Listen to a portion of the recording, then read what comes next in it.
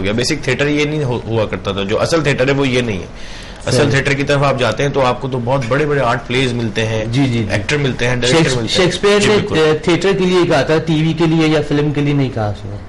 जी बिल्कुल, कि जिंदगी एक थिएटर की तरह, हर शख्स आता है अपना कैरेक्टर अदा करता है और चला। मैं आपकी बात आगे बढ़ाऊंगा इमरान अपनी इस बात से कि थिएटर, और अगर हम लोग आज के थिएटर का मवाजना करें तो अगर मैं कहूं आर्ट और क्राफ्ट में जो फर्क है तो वही इस वक्त फर्क है थिएटर और आज के थिएटर में। कमर्शियल थिएटर, आजकल का थिएटर जो है वो क्राफ्ट है, ठीक है, आप सुन के निकल के हंस बोल के निकल के बाहर चले भूल जाते हैं। पहले आप थिएटर देखने जाया करते थे, जैसे भाई ने बात की सभी शेक्सपियर की, तो वो आज भी आपने मिसाल कोट कर दी, वो आपके दिमागों में रच बस गया है, ठीक है। तो वो एक एजुकेशन थी और शामिल है निसाब में, शेक्सपियर को पढ़ाया जाता है आज भी इंग्लिश लिटरेचर में।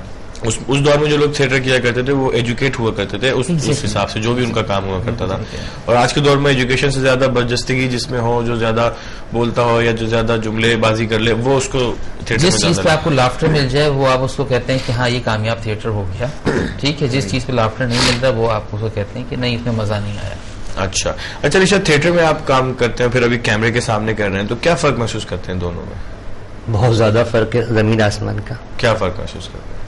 थिएटर में अपनाइयत लगती है, टीवी में अपनाइयत नहीं लगती, कि आर्टिफिशियल सा काम लगता है। अच्छा, मतलब शायद एक डायरेक्टर या प्रोड्यूसर ही होगा जो जिम्मेदारी से काम करता है, बाकी तो सब। फिर आप अपने कैरेक्टर को हकीकत का रंग कैसे देते हैं?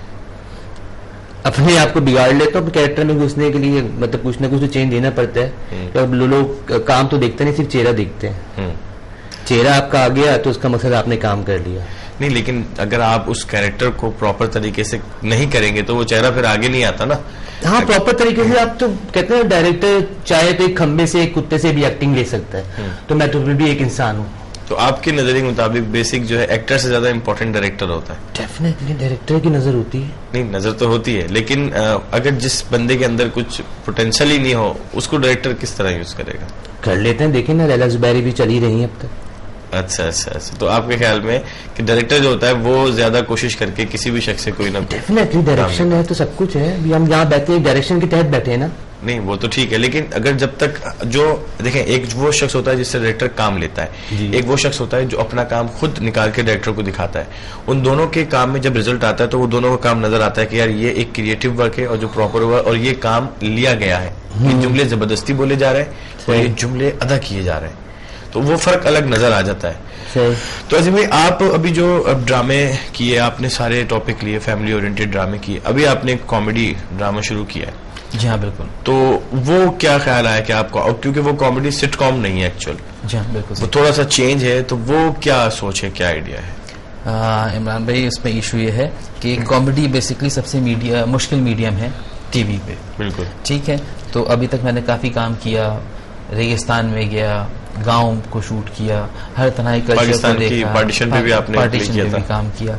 तो कॉमेडी एक ऐसी चीज थी जो मेरे लिए चैलेंज था और मेरा दिल चाहा कि मैं करके देखूं, इसलिए मैंने इसको सिटकॉम तो नहीं, लेकिन कॉमेडी है इसके अंदर मौजूद, ह्यूमर है, लेकिन वही वाली बात बाउंड्रीज के अंदर रहते हुए जिसको आप देख के एंजॉय कर सकेंगे।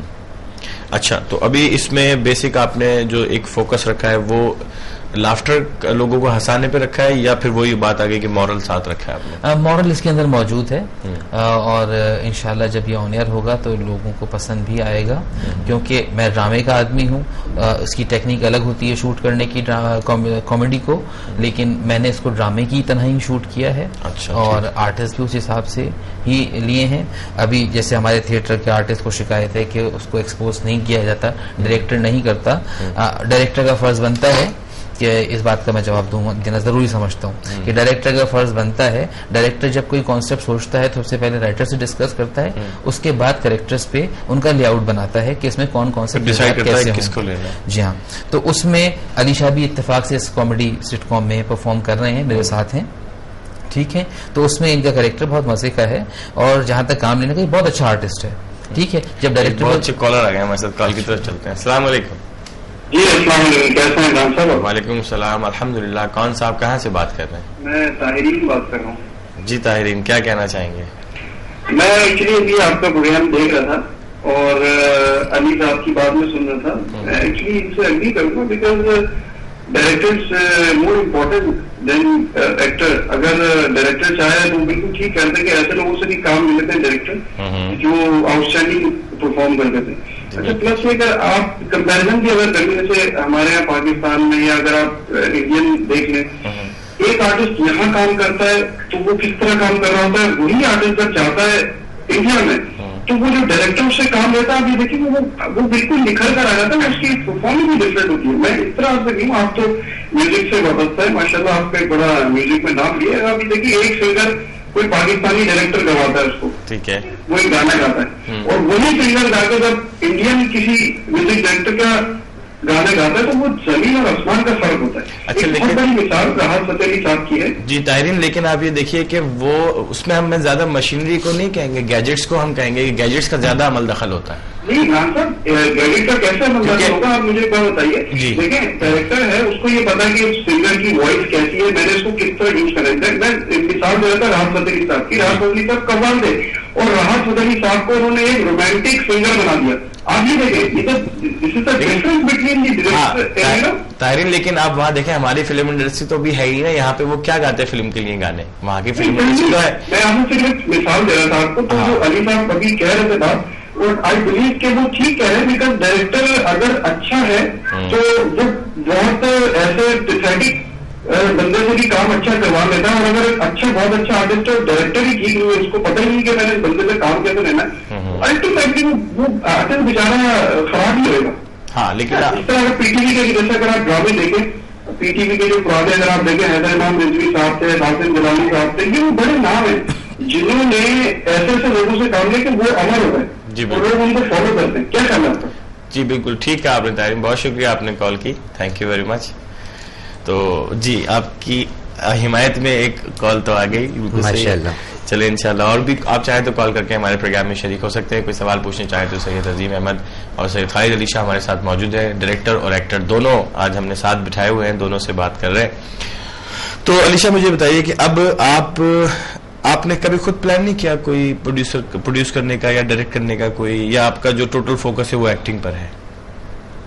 जितना गुड़ डालो कितना मीठा होगा भाई. मैं तो आपके प्रोग्राम पे कितनी मुश्किल से पहुंचा हूँ, तो प्रोड्यूसर पकड़ना तो बहुत मुश्किल काम है. अच्छा, तो डायरेक्शन का भी नहीं सोचा आपने कभी, सिर्फ फोकस एक्टिंग पे किया? मैं अपने काम सही डायरेक्शन में कर लूँ, मेरे पास ये ज्यादा बेहतर है बने तो मैं किसी और को डायरेक्शन दूं. क्योंकि आपने अभी तक जो मैंने आपके दो अभी कैरेक्टर देखे हैं जो आपने अभी इस कंपनी में किया और एक जो करवटे में किया था, दोनों बिल्कुल डिफरेंट था. जी कैरेक्टर थे, उसमें एक दूसरा कैरेक्टर था. तो इस तरह आप कैरेक्टर की जो साइकी होती है उस पर पूरा वर्क करते हैं, या जो डायरेक्टर बताता है उसको फॉलो करते हैं, या स्क्रिप्ट की पूरा कैरेक्टर पढ़ के उस कैरेक्टर की साइकी को समझते हैं कि जो राइटर ने लिखा है इस कैरेक्टर की असल साइको क्या है, उस पे जाते हैं, या बस इस पे डिपेंड करते हैं कि ठीक है जो डायरेक्टर ने आपको ब्रीफ किया आपने उस पे किया? नहीं, डायरेक्टर से भी आप पढ़ना तो पहले बाद में होता है, स्क्रिप्ट तो पहले आपके बाद में हाथ में आता है. पहले तो आप डायरेक्टर से लिंक रखते हैं, फिर राइटर का पूछते हैं उसने क्या सोच के लिखा है, क्या मतलब पूरी उस कैरेक्टर की साइको पे. उसके बाद आप स्क्रिप्ट पे आते हैं कि क्या है, कमी बेशी होती है तो डिस्कस होता है. वैसे नहीं कि अपनी तरफ से कुछ भी बोल दें या किसी को पंच मार दें. मतलब आपको पता है स्टेज में तो पंच ही चलता है. जी बिल्कुल, पंच लाइन नहीं चलती, पंच चलता है. पंच चलता है, और जिसके पास पंच होगा वही कामयाब होता है. कामयाब के अलावा थिएटर में ये भी होता है कि आपको आपकी परफॉर्मेंस का रिप्लाई फौरन मिल जाता है हैंड टू हैंड. जबकि टीवी पे होता है कि आज शूट हो रहा है, फिर एडिट होगा, फिर ये सेल होगा, फिर ऑन एयर होगा, फिर जाके वो फिर जब ऑन एयर होगा लाइट हो नहीं हो, फिर बाद में आप आर्टिस्ट को काम करके भूल भी चुका होता है, जिसका लोग उसको फीडबैक देते हैं, यार बहुत अच्छा किया, कौन सा क्या चल रहा है, अच्छा पूछ रहे हैं 2 साल बाद, या वो ये बहुत बड़ा फर्क होता है. क्योंकि जब आपको थिएटर में आप काम कर रहे होते हैं आपका एक एनर्जी लेवल बढ़ जाता है, आप अच्छा परफॉर्म करते हैं, हाथ के हाथ आपको दाद मिल रही होती है, लोग अप्रिशिएट कर रहे होते हैं, फर्क पड़ जाता है. अच्छा जी, मैं ये बताइए कि पहले के दौर में ऐसा हुआ करता था कि राइटर जब कोई प्ले लिखा करता था तो बड़ा सोच विचार के वो कैरेक्टराइजेशन किया करता था कि ये कैरेक्टर है, फिर वो बिठा के बताया करता था डायरेक्टर को कि इस कैरेक्टर की साइको ये है, ये मुझे इस एज का चाहिए, इस लुक का चाहिए, इसकी ये क्वालिटीज हैं, इसकी ये. फिर डायरेक्टर उसमें ऑप्शंस दिया करता था कि यार इस कैरेक्टर पे ये 4 से 5 एक्टर जो है मैं फिट कर सकता हूँ जो इस लुक पे सही बैठेंगे, फिर जाके हुआ करता था. बिल्कुल ठीक कहा आपने. और आपकी बात की तायद मैं इस तरह करूंगा कि अभी भाई का फोन आया था, उन्होंने जो नाम लिए बहुत बड़े बड़े, और ये हमारे असातिज़ा हैं, हमने इनको देख के सीखा। पाकिस्तान में एकेडमी तो कोई है नहीं जी, बिल्कुल। लेकिन इन लोगों का रूटीन था कि राइटर के घर के बाहर जाके बैठा करते थे इस इंतजार में कि कोई अच्छी कहानी या अच्छा स्क्रिप्ट इनको मिल जाए जो ये शूट कर सके। लेकिन आज के इस कमर्शियल दौर के अंदर मार्केटिंग इतनी